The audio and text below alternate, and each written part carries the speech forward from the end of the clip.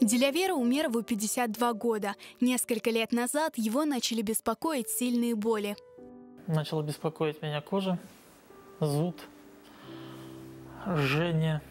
Ночью кошмары, просыпался в поту, чешется все, горит.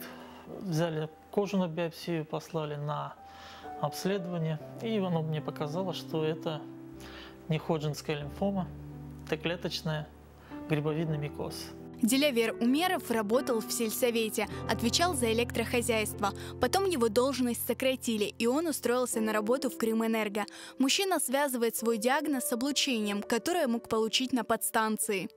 В Заречном есть большая подстанция районного значения, 35-10 киловольт.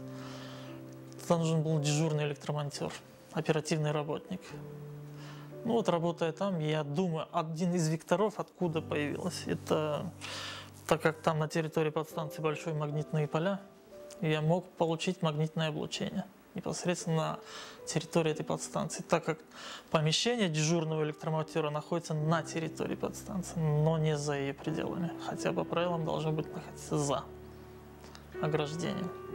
В клиниках России такой вид рака лечить не берутся. Однако одна из клиник Турции готова принять Дилявера Умерова. Правда, стоимость лечения около 1,5 миллиона рублей. Таких средств у семьи нет. Дилявер Бей признается, он никогда не думал, что ему придется у кого-то просить деньги, но сейчас он находится в крайне тяжелой ситуации. При помощи Аллаха и вот надеясь на людей, на свою семью, я думаю, мы сможем ее победить. Победить до конца. И я буду одним из первых, кто победил вот этот грибовидный микоз.